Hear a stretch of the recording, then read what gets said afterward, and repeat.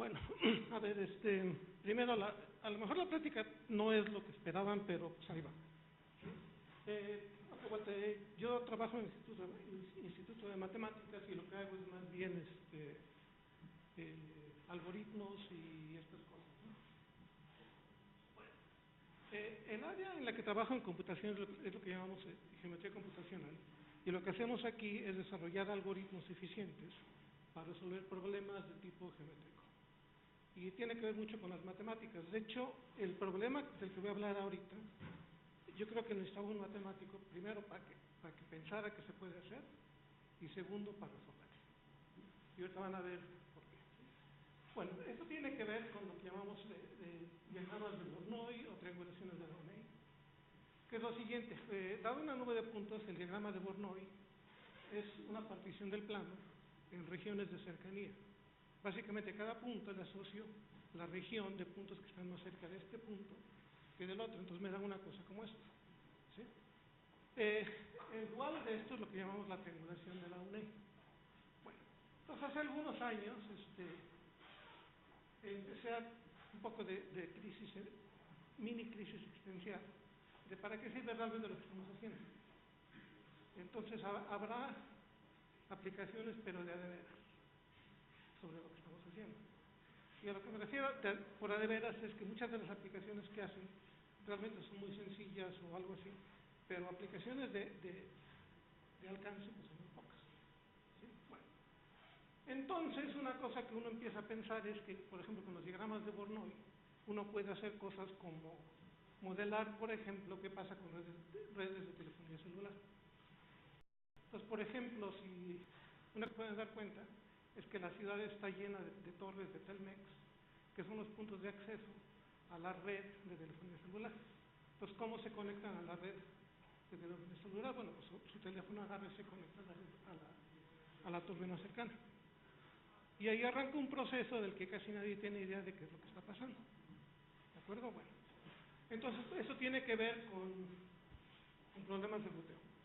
Un problema del que a lo mejor ustedes han oído hablar es el problema de ruteo. ¿Cómo mando información adentro de una red? ¿Sí? Y a lo mejor han oído hablar del algoritmo de Dijkstra, que es el algoritmo que calcula, entre comillas, rutas cortas entre diferentes nodos de una red. Pero cuando uno quiere hacer las cosas bien, uno tiene que ver realmente qué es lo que ha pasado y cómo ha evolucionado la ciencia.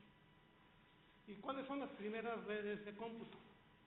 Bueno, la primera red de cómputo, o de comunicación, que realmente era de cómputo, pues tenía dos nodos. Y esto pasó cuando Graham Bell empezó a trabajar en problemas de telefonía. Entonces, la primera red básicamente tenía dos nodos, que era la casa de Graham Bell y la farmacia del pueblo donde vivía él, que es un pueblo que se llama Brantford, que está en Ontario, en Canadá. Esa fue la primera red. ¿Sí? Y de hecho lo hacía esto empezó porque el papá de Graham Bell no oía bien. Entonces empezó a desarrollar estas cosas, ¿no? Y entonces, pues aquí está, en 1876 empezó a hacer esto, se hizo la primera llamada, etcétera, etcétera. ¿De acuerdo? Bueno, aquí unas fotos. Después, ¿qué es lo que pasa? Bueno, pues las redes empiezan a cambiar. Entonces empezamos a tener ya redes de telefonía celular, donde los nodos son cables de cobre. Y son redes estables que no cambian, etcétera, etcétera. Entonces, en este tipo de redes es en el que tiene sentido lo que se utilizaba cuando éramos jóvenes, que era pues básicamente las tablas de ruteo. Y a lo mejor sin darse cuenta, las estaban utilizando. Y lo que pasaba era que básicamente cuando marcaba un número telefónico, sonaba el conmutador de una operadora, María Rojo en una película, ¿sí? Y se establecía la llamada, pero salía muy caro, ¿sí? Bueno,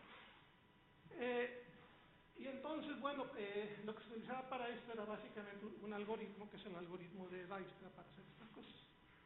Pero resulta, un poco de historial para que lo vean, ¿no? Pero resulta que ahora el modelo es distinto. ¿Cuál es el modelo que tenemos hoy en día? Bueno, pues que no conocemos las redes. O sea, Internet cambia mucho. Y entonces lo que esto plantea es, bueno, ¿qué puedo hacer? Y esto es interesante porque uno dice, bueno, a ver, el algoritmo de Dijkstra es óptimo, no sé qué, y quién sabe cuándo, lo podrás mejorar. Y como matemático uno dice, bueno, espérame, es óptimo, funciona, ¿qué vas a mejorar? Pues bueno, lo que pasa es que las redes, como decía, de hoy en día ya no funcionan así. O sea, las redes tienen nodos que aparecen, desaparecen, no sé qué, y quién sabe cuándo. Y entonces uno dice, bueno, ¿qué puedo hacer para... ¿Qué cosas nuevas puedo usar? ¿Sí? Y por cierto, el comentario vale la pena ahorita. Nadie me dio el problema. Porque muchas veces cuando uno presenta pláticas de este tipo, dice, bueno, con quién trabajaste? ¿Quién te dio el problema? Pues nadie. Simplemente uno empezó a trabajar, vio lo que venía, y uno dijo, bueno, ¿podré mejorar o qué puedo hacer acá? ¿Sí? Y bueno, como no tengo mucho tiempo, pues entonces el problema de las tablas de ruteo, por ejemplo, es que los nodos se caen. Y entonces uno de los problemas que esto crea es que en Internet, para rutear, se tiene que estar generando todo el tiempo las tablas de ruteo. Aunque se caiga un nodo en China, tiene uno que hacerlo. Entonces lo que uno empieza a pensar, bueno, pero eso no tiene sentido. Si un nodo se cae en China, ¿por qué tengo que cambiar mi red acá? ¿Sí? Bueno, pues porque la red cambia y tu algoritmo de ruteo pues ya no funciona. Entonces lo que empieza uno a preguntarse es si podrán existir algoritmos que tengan las siguientes propiedades. ¿Sí? Primero, que si hay fallas, se corrija localmente, nada más. Segundo, que no tenga que avisarle a nadie, sino que esto se recupere por sí solo, ¿no? Y de hecho lo único que vamos a suponer acá es que la red es conexa, porque si no es conexa pues no puedo llegar a ningún lado, o a mi destino, ¿no? Segundo, que garanticemos que el mensaje va a llegar. Tercero, y es una de las pocas instancias que conozco en las que la ignorancia paga, que no aprenda uno, ¿sí? Y que no deje marcas. Para que quede más claro, imagínense que les digo que quiero que vayan de aquí al Zócalo y no les doy mapa, ni nada. Lo único que les doy, digamos, es un GPS. Podrán hacerlo. ¿Sí? Ahora, para que se den cuenta más o menos de la importancia de esto, ¿qué pasa si hay fallas en la red y un algoritmo con estas condiciones funciona? Pues lo que va a pasar es que el algoritmo va a funcionar. ¿Y por qué va a funcionar? Pues porque yo no estoy presuponiendo que conozco la red. Si se caen unos nodos, mientras la red siga conexa, los mensajes tienen que llegar. Porque no estoy presuponiendo que conozco la red. Entonces lo que uno empieza a pensar, pues, ¿existirán o no?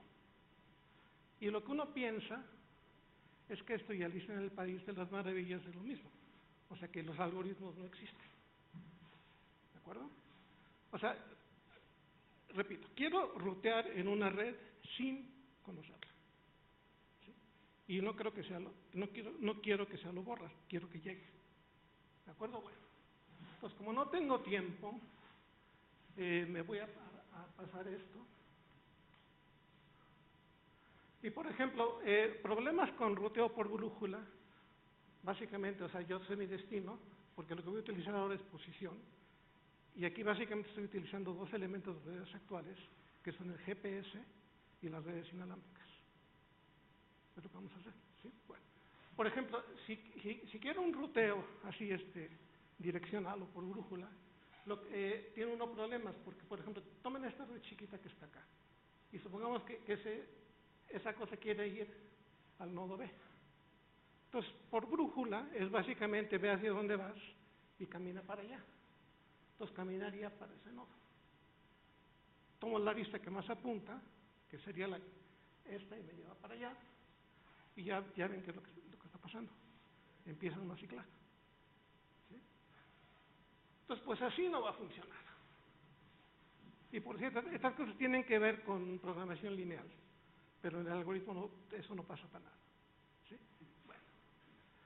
Entonces lo que pasa es que cuando empieza uno a ver cosas como triangulaciones de la UNEI, que es lo que ya les había dicho, resulta que si en estas redes aplico un ruteamiento por dirección, sí voy a llegar siempre. Y eso no es muy difícil de probar. Por ejemplo, si quiero ir desde el nodo B arriba, pues tomo la lista de U para abajo, pues sigo esa lista, esta, y no es muy difícil probar que eso siempre va a llegar, ¿sí? Pero esto empieza ya a exhibir propiedades que no se habían visto antes en algoritmos de ruteo, como la siguiente. ¿Qué pasa si hay una falla en la red? Empiezan a caminar, ¿no? Entonces empiezo a caminar, voy para allá, llego ahí, pero en ese momento hay una falla. ¿De acuerdo? Bueno, pues lo que va a pasar es que no es difícil ver que si lo que tenía era la triangulación de la UNEI, las aristas que quedan siguen siendo triangulación de la UNEI de lo que queda. Entonces lo que el algoritmo hace acá es simplemente fija el error ahí, ¿sí? Y prosigue su camino. Ahora, esto es muy eficiente porque el grado promedio de los nodos en una gráfica plana es 6. Entonces básicamente me toma literalmente microsegundos para corregir esto y seguir caminando. Que no es lo que pasa en los algoritmos actuales. Bueno, de hecho estos ya son actuales, están utilizando mucho, ¿no? Bueno, pero entonces dice uno, bueno, a ver, podría hacer algo mejor, porque después de todo, cuando uno agarra, por ejemplo, especialmente redes como telefonía celular, no siempre puedo tener la triangulación de la UNEI. ¿Por qué? Pues porque tengo obstáculos y no sé qué, y quién sabe cuándo. Entonces uno dice, bueno, a ver, vamos a abaratar el modelo un poquito, pero no tanto como siempre se hace. Podré desarrollar un algoritmo como el que quiero para redes planas, pero acuérdense, yo no conozco la red y sé que la red es plana. Entonces lo que la inclinación natural es otra vuelta, ruteo por brújula o direccional. Pero cuando tiene unas redes como estas, pues ¿qué es lo que haría mi viajante? Sería para allá, y llego a un máximo local y no llego, ¿sí? Entonces, ¿cómo le hago? Y esto es interesante porque, al menos para mí fue muy interesante, porque, o sea, las condiciones del problema realmente me dicen que esto no se puede hacer. Pero como también soy matemático, dice, bueno, si es tan evidente que el algoritmo no existe, pues demuestra que no existe, ¿sí? Y pues no podíamos. Entonces eran 2 meses tratando de probar que existía, 2 meses tratando de probar que, etcétera, etcétera, y así nos pasamos. Hasta que resulta que sí se puede. Y de hecho el algoritmo es sencillo, lo cual, el problema es muy difícil, pero la solución afortunadamente fue muy sencilla, lo cual es importante para las aplicaciones, porque eso quiere decir que realmente se va a utilizar, y esto se está utilizando mucho, ¿sí? Bueno, pues lo que hacemos es lo que llamamos, para gráficas planas primero, ruteo por caras. Entonces básicamente lo que se hace es, se toma el punto de partida, el punto de llegada, y lo que notamos es que toda la gráfica plana me parte el plano en regiones que son caras. Y entonces, ¿qué pasa acá? Sí. Entonces lo que va a pasar acá es que la línea que une el punto de salida con la llegada me intersecta una cara. Y entonces lo que vamos a hacer es recorrer esta cara, ¿sí? Que es lo que estamos haciendo ahí. Pero ahora, cada que cruzamos el segmento mide una distancia. Y de hecho es de todo lo que me voy a acordar. Nada más eso, ¿sí? Sigo recorriendo, encuentro una distancia más grande, me olvido de la primera, sigo caminando, encuentro otra, hasta que regreso al punto de partida. ¿Qué es lo que he ganado en este momento? Pues saber nada más un punto de intersección. Ahora, ojo, porque estos no son algoritmos para ir de aquí a Cuernavaca, porque regresan al destino cada rato. No, aquí no. Entonces, lo que hacemos ahora es, regresamos al punto que me dio la distancia más larga y vamos a hacer lo que le llamamos un giro de cara, ¿sí? Y entonces, en lugar de continuar con esta cara, ahora voy a recorrer esta, ¿sí? Hago un giro de cara, seguimos avanzando, etcétera, hasta que llegamos al destino. Y es fácil ver que esto va a funcionar, ¿sí? Pero todavía no acabamos. ¿Por qué? Porque lo que yo quiero es un algoritmo que inicialmente, piénsenlo, en telefonía celular, garantice que llego. ¿Sí? Y un problema con este algoritmo es que la red tiene que ser plana. Y las redes de telefonía celular, por ejemplo, esto podría ser una parte, no son planas. Entonces viene el segundo problema, que es el siguiente. Podré aplanar la red. Pero aquí estamos ya hablando de sistemas distribuidos, cómputo distribuido, en el cual yo no tengo un controlador central. O sea, yo no puedo decir, bueno, aquí está mi red y hace esto y esto y quién sabe qué no. Lo que quiero es aplanar la red, pero utilizando algo como lo siguiente. Yo veo quiénes son mis vecinos, nada más, y escojo algunos, y ya acabé. Es lo que yo hago. Y esto es importante porque, otra vuelta, estamos en redes que ya no tienen controlador central. Bueno, y lo que quiero es que cada quien haga eso, y no me importa lo que escoja yo, lo que escoja ella, lo que escoja nada. Pero lo que yo quiero es que al final de este proceso, que es por decir un proceso local, lo que me quede, si la red inicial era conexa, sea plano y conexo. Y aquí estoy hablando de redes en las que dos nodos se conectan, están a distancia menor o igual que 1. Bueno, pues resulta que esto sí se puede hacer. Pero, por ejemplo, ¿cuál es el problema acá? Si tengo esta arista acá, que es una arista de corte, el problema es ¿cómo le hago para no quitarla? O sea, ¿cómo va a saber este nodo que si quito esta arista, se desconecta la red? Porque acuérdense, yo lo que hago es, veo mis vecinos, pregunto, escojo y me quedo. Entonces, ¿cómo lo voy a hacer? Entonces, seguramente ya no se puede. No, pues sí se puede. ¿Qué es lo que hacemos? Bueno, pues lo que vamos a hacer es, cada nodo va a calcular lo que se llaman sus aristas de la UNEI, Gabriel, que es lo siguiente. Una arista, digo que es de Gabriel, si el círculo que tiene como diámetro esta arista no contiene ningún otro punto adentro. ¿Sí?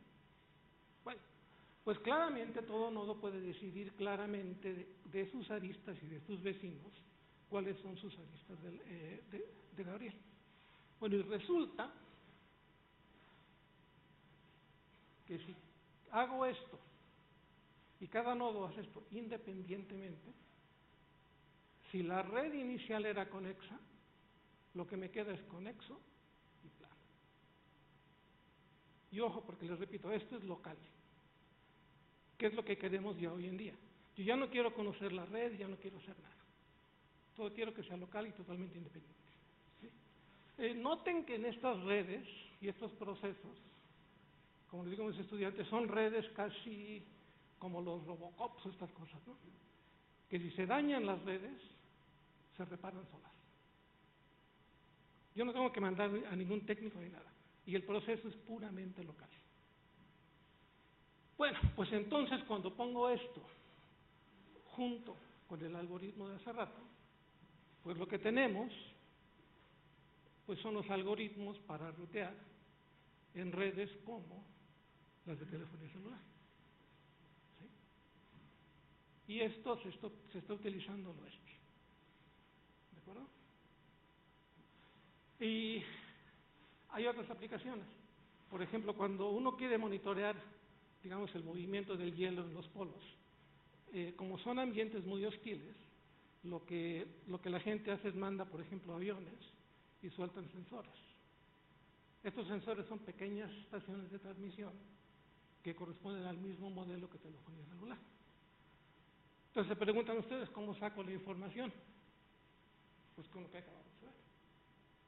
Las redes se configuran solitas. Aquí hay otro problema, que es que estas cosas llevan unas pilas muy chiquitas. Entonces tengo que optimizar la potencia. Y bueno, y dado las herramientas que estoy utilizando, eso pasa de manera natural. ¿Sí? Entonces, básicamente, estos tienen aplicaciones bonitas y feas. Porque, por ejemplo, aplicaciones feas es en aplicaciones de tipo militar. Que cuando uno no quiere cuando uno se mete a la guerra a lo tonto, uno cree que en la noche uno puede mover tropas sin que se dé cuenta. Pues no es cierto. ¿Por qué? Pues porque sueltan sensores como estos, detectan movimiento, saca la red y salió la información. ¿De acuerdo? Por ejemplo, en cosas como... Ahora, bueno, un comentario aquí. Las redes actuales, de hecho, no corresponden exactamente a este modelo. Porque, por ejemplo, cuando hacen una llamada telefónica, pues hace un camino por tierra, se sube a satélites y pasa por ahí. Aterriza en Europa, lo que sea, ¿no? Bueno, pues estas son diferentes capas. Pero los nodos, básicamente, en cada capa, se parecen mucho a estos. Entonces esto también da otra vuelta a algoritmos en los que las redes se van actualizando por sí mismas. Ahora, por ejemplo, la importancia en redes satelitales de lo que les decía, de que yo escojo a mis vecinos, escojo aristas, es que los satélites se mueven muy rápido. Pero entonces, si cada satélite hace este proceso rápido y va cambiando sus aristas, la red se va reconfigurando automáticamente y sigue funcionando. ¿Sí? Sí. Entonces, como les decía, bueno, ¿quién hacía falta para resolver y darse cuenta que el problema existía? Pues yo creo que en este caso sí era un matemático, porque las condiciones eran tan duras que lo que uno pensaba es que esto no se puede. Pero la herramienta matemática entró en el sentido de que no podíamos demostrar que esto no se puede. ¿Sí? Y bueno, pues ya básicamente eso es lo que acabé. Esta práctica iba dirigida para otros estudiantes, y pues la termino con esto, y pues es todo. Muchas gracias.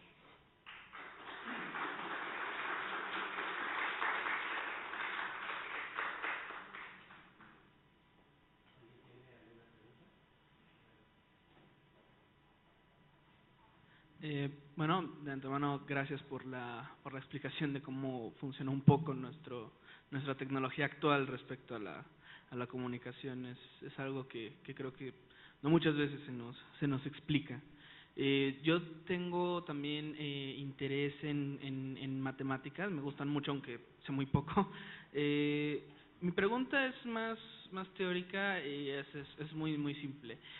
Por lo poco que yo logré reconocer, creo que se utiliza mucho la teoría de grafos.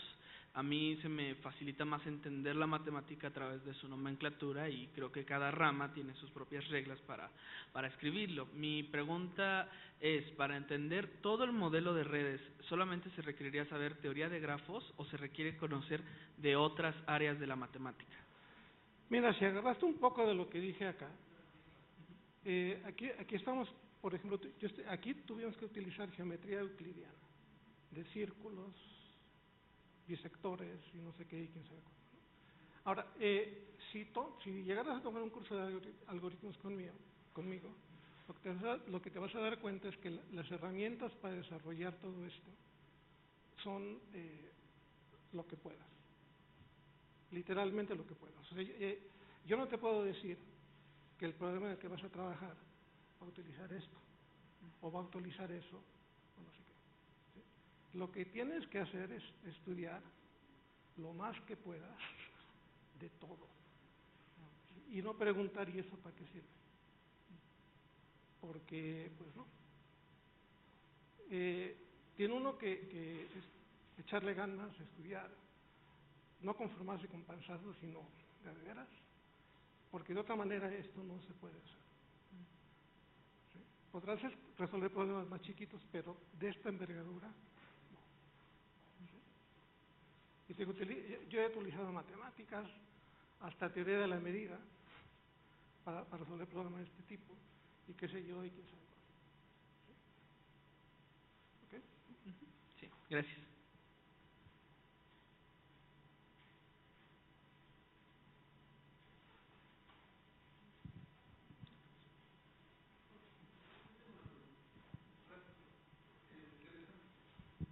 La plática. Yo tengo cuando planteabas este tipo de redes tolerantes a fallas, En algún momento entonces la red está cambiando. Lo único que tú buscas es que siga siendo conexa. Es decir, que aunque caiga una red, siga funcionando. Independientemente de que esto fuese con fallas o no, si fuese móvil la red, entonces tendrías algo similar, es decir, pérdida o no de nodos. ¿Qué tanto puedes asegurar en el tiempo poder determinar que la ruta sigue siendo estable con estas condiciones de movilidad? Gracias.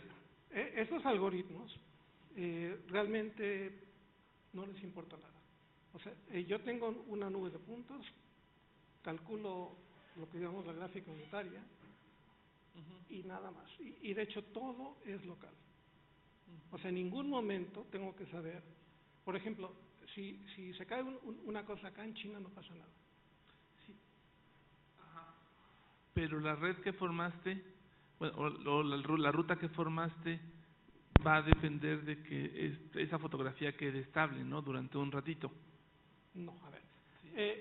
El algoritmo era yo veo mis vecinos y escojo unas aristas y nada más, ¿no? Ahora, si yo me caigo y ellos tratan de hablarme, van a saber que yo no estoy respondiendo. Entonces lo que hacen es recalculan inmediatamente otra vuelta. Okay. Ya entendí. Es lo de los satélites también, Ya. que van estableciendo. Se van recalculando la. Se van recalculando. Y no toma nada de tiempo. Ya. Gracias.